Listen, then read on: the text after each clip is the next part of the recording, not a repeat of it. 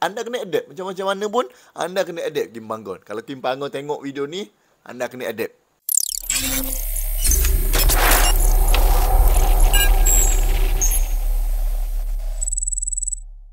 Assalamualaikum dan salam sejahtera. Bertemu lagi kita dalam channel 433 Malaysia. Okey geng, untuk video kali ni aku nak share sikit lah dengan korang semua tentang satu isu yang bermain dalam seluruh fikiran, yang bermain dalam semua media sosial penyokong bola sepak tanah air kita, khususnya penyokong bola sepak skuad Harimau Malaya. Apa isu yang nak dibincangkan tu? Nampak macam serius je. Okey, aku macam ni lah. Aku kata, nak kata isu ni besar, tak kata besar sangat. Nak kata isu ni kecil, tak kecil.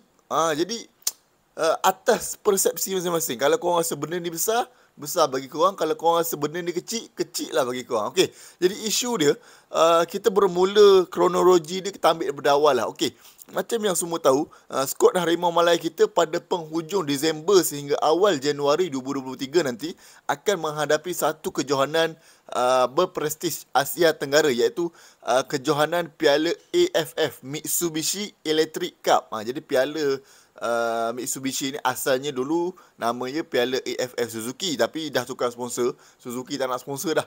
Mitsubishi ambil alih. Itu pasal lah dia jadi Piala Mitsubishi. Tak tahu dah lepas ni takut Honda pula ke nak ambil alih, Proton ke, Pro2 ke kan. Itu cerita lain lah. Okey, jadi macam aku cakap, skuad Harimau Malaya kita akan menghadapi kejohanan Piala AFF Mitsubishi Cup ni pada penghujung Disember sehingga awal Januari 2023 nanti. Dan senarai untuk pemain yang akan menjalani kem latihan pusat di Kelana Jaya di FVM dah pun dikeluarkan.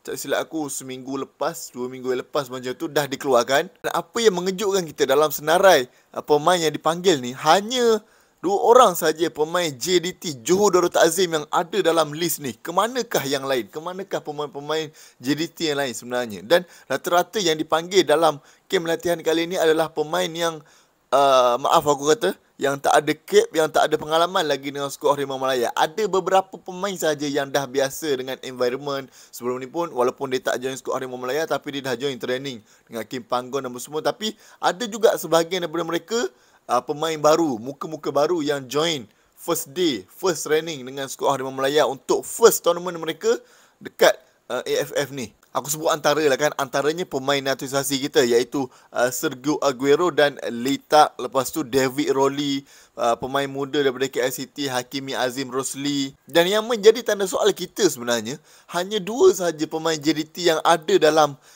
training camp ni, iaitu Safawi Rasik dan juga Ramadan Saifullah. Kemanakah ramai lagi pemain JDT yang lain? Macam yang kita tahu, Piala Asia hari tu, kebanyakan pemain skuad Harimau Malaya kita ni dimonopoli oleh pemain-pemain pasukan JDT. Lebih kurang kalau kita buat skuad tu, kalau ada 22 orang, separuh daripada skuad tu adalah pemain JDT. Sebab pemain JDT ni dah terbiasa dengan intensity, environment, perlawanan-perlawanan yang kata berprofil tinggi. Jadi untuk Piala Asia itu pemain JDT ramai, tapi untuk Piala AFF ni tak ramai pula.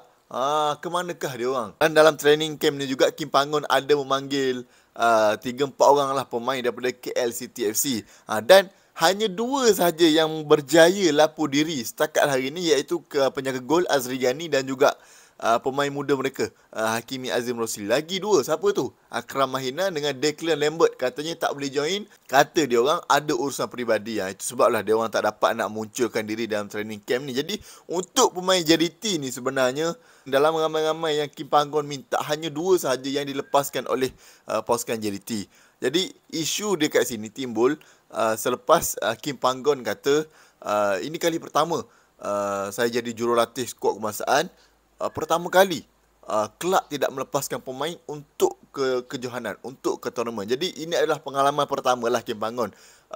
Untuk Kim Panggon, apa yang aku boleh pesan, inilah Malaysia, inilah bola sepak Malaysia, inilah adat bola sepak Malaysia. Anda sebagai jurulatih, anda kena biasakan dengan perkara ni. Kalau anda tak biasakan, kalau anda tak boleh adapt, anda tak boleh jadi coach Malaysia.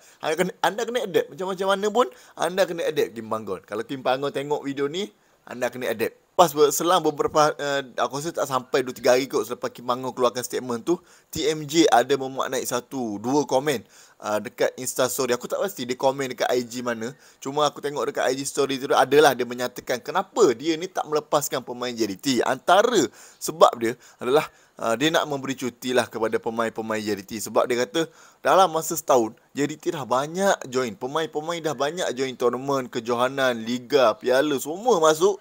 Dan macam yang semua tahu, ada beberapa pasukan dalam saingan Liga Malaysia kita ni, pasukan tersebut dia advance main tournament. Pasukan kat Liga kita tak main tapi dia main. Contohnya macam KLCT dengan Kedah lah, dia main AFC, jadi jadual itu panjang sikit. JDT dia main ACL, semakin tinggi dia layak, semakin tinggilah semakin padat lah dia punya tournament tu, semakin padat lah dia punya jadual tu. Jadi TMJ kata pemain-pemain mereka ni penat dan perlukan rehat sebab dah banyak sangat dah join tournament, join piala, join. Dan selain tu juga TMJ ada kata yang training camp skuad kebangsaan kita lah training camp yang paling lama. 3 minggu. Negara-negara lain sebelum kejohanan dia orang akan buat training camp selama seminggu saja sebelum kejohanan, tapi negara kita 3 minggu dia orang buat training camp. Jadi TMJ kata negara kita antara negara yang paling lama lah buat training camp. Dan TMJ kata sebab dia orang tak nak lepaskan pemain ni sebab satunya AFF ni bukan dalam kalender FIFA. Jadi bagi pandangan aku lah, berdasarkan apa semua yang terjadi ni, kesimpulan apa yang Kim Panggon panggil player, TMJ cakap, Kim Panggon keluarkan statement, berdasarkan semua kronologi ni, apa yang aku boleh katakan, ni atas majikan pemain, atas kelab dan atas pemain, dan atas Kim Panggon sendiri, dan atas pemain baru yang dipanggil. Yang pertamanya, kenapa aku kata atas majikan, atas pasukan, itu dia orang punya pemain sebab dia orang yang bayar gaji, dan kejohanan juga bukan dalam kalender FIFA. So tak boleh nak salahkan kelab kalau kelab tak nak lepaskan pemain. Itu atas majikan. Atas pemain pula aku boleh katakan kalau dia orang rasa keinginan dia orang nak wakil skuad kebangsaan tu tinggi, aku rasa semua benda kalau ada cuti sekalipun dia orang sanggup korbankan sebab nak wakil skuad Malaysia ni bukan senang. Berapa ramai player dalam negara kita ni merebut nak join. Daripada bawah 16, bawah 17, 18, 19, 23 sampailah skuad sini. Berapa ramai yang terkejar-kejar yang berebut nak masuk ke dalam ni. Jadi kalau pemain tu rasa dia nak, dia join. Itu semua atas keinginan pemain. Atas Kim Panggon pula macam mana, atas kepandaian dia sendiri. Macam mana dia nak handle benda ni. Macam mana dia nak handle.